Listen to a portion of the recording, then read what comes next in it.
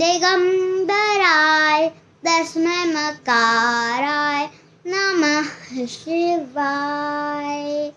प्रणाम दोस्तों, जैसे कि आप सभी को पता है कि आज है श्रावण मास का पहला श्रावणी सोमवार, इसलिए आज मैं आप सभी को श्रावणी सोमवार की कथा बताऊंगी। तो चालू करें हमारा आज का वीडियो प्रथम पूज्य गणेश जी के व प्रभु महादेव के नाम के स्मरण के साथ। ओम गं गणपतये नमः। ओम नमः शिवाय। आप सभी का स्वागत है ऋग्वेदी पवार चैनल पे। तो ये बहुत साल पूर्व की बात है। प्रभु महादेव के एक भक्त रहा करते थे जिनका नाम था विद्यापति। वो एक महान कवि थे और उन्होंने प्रभु महादेव पे बहुत सारे ग्रंथ रचे थे, वह कविताएं रची थी। ऐसे ही चलता रहा। एक दिन प्रभु महादेव भक्त विद्यापति से बहुत प्रसन्न हुए और उन्होंने एक मनुष्य का वेश धरा और भक्त विद्यापति के यहाँ गए। जब भक्त विद्यापति ने उस मनुष्य को देखा तब उन्होंने पूछा, तुम्हारा नाम क्या है और तुम यहाँ पे क्यों आए हो? तब प्रभु महादेव ने कहा, मेरा नाम है उगना। मेरा कोई परिवार नहीं है, कोई अपना नहीं है, ना ही कोई धन है। क्या आप मुझे अपने पास रख सकते हैं? तब प्रभु महादेव ने अर्थात उगना ने बहुत हठ किया। तब जाके कवि विद्यापति ने उससे रहने दिया अपने घर पे। कह दिया, ठीक है, तुम रह सकते हो। तो वैसे ही कुछ माह पश्चात भक्त विद्यापति उगना को लेके प्रभु महादेव के एक मंदिर में जा रहे थे। तभी रास्ते में कवि विद्यापति को बहुत प्यास लगी। उनका कंठ सूखा पड़ गया। तब उन्होंने उगना से कहा, उगना, मुझे बहुत प्यास लगी है, मेरा कंठ सूख रहा है, शीघ्रता से मेरे लिए जल लाओ, नहीं तो मैं तो प्यास के मारे मर जाऊंगा।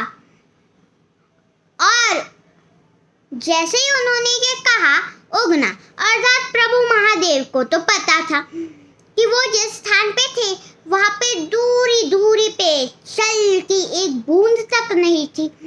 तभी उगना अर्थात प्रभु महादेव वहां किसी दूर उससे छोड़ के कहीं तो चले गए थे कुछ दूर, और वहां पे एक कलश लिया, उसमें अपनी जटाओं को खोल के उसमें गंगा जल भरा और कवि विद्यापति के पास ले गए।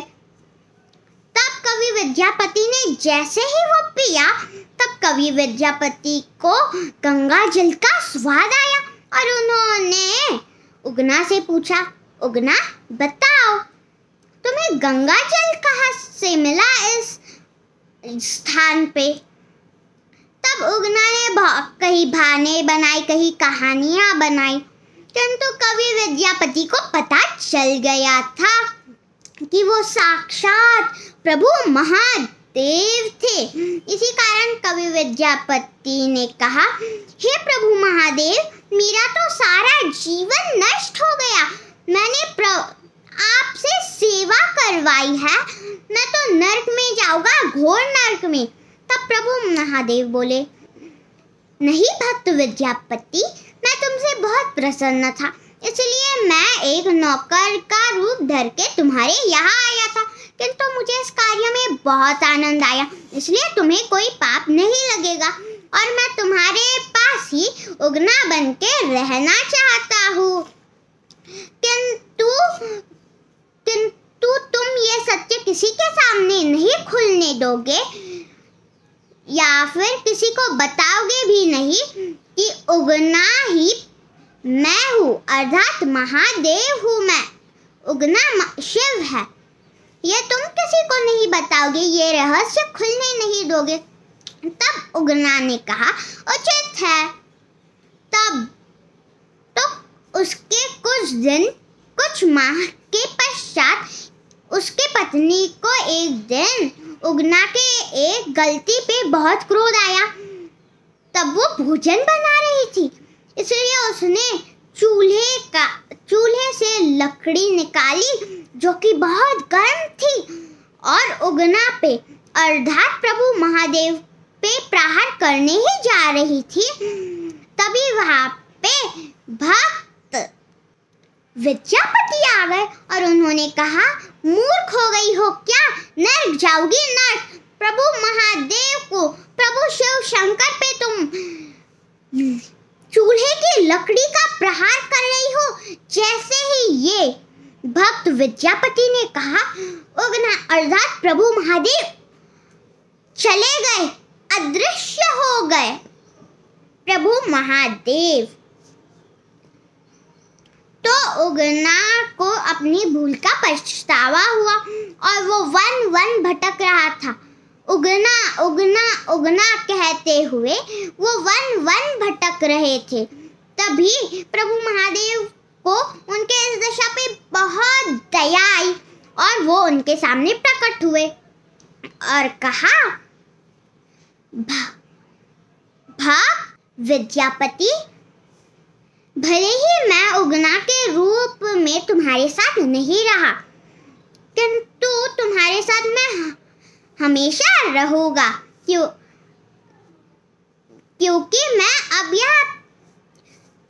अब यहाँ पे एक शिवलिंग स्थापित होगा जो कि साक्षात मेरा ही रूप होगा और तुम हमेशा उसके साथ ही रहोगे। तब भक्त विद्यापति प्रसन्न हो गए इतनी बात से और वो हमेशा सुखी सुखी प्रभु महादेव के शिवलिंग के साथ रहने लगे। और आप सभी को पता है कि अब वो कहाँ पे है और उसका नाम क्या है, मैं ही बता देती हूँ। उग्र महादेव का ये शिवलिंग 12 ज्योतिर्लिंगों में से एक है और ये स्थित है बिहार के भवानी गांव में। ये मंदिर स्थित है और मेरी ये आशा होगी, मैं ये आशा करती हूँ कि आप सब अवश्य इस व्रत का पालन अवश्य ही करेंगे। यही आशा है आप सबसे।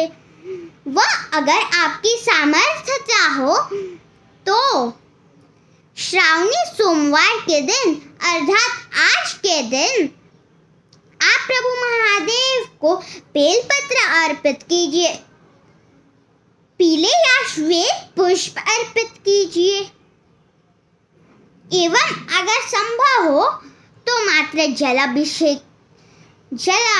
से अभिषेक कीजिए, दूध से अभिषेक कीजिए, शक्कर से अभिषेक कीजिए, दही से अभिषेक कीजिए। अगर इतना नहीं कर सकते तो मात्र जल से ही अभिषेक कर दीजिए और उतनी भी सामर्थ्यता ना हो तो अभिषेक नहीं किया तब भी चलेगा। और मेरी ये आशा अवश्य होगी कि आप सब इस व्रत का पालन कर रहे होंगे। धन्यवाद। अगर आप सभी को मेरा ये वीडियो पसंद आया होगा तो मेरे चैनल को लाइक, शेयर, सब्सक्राइब जरूर कीजिएगा। धन्यवाद।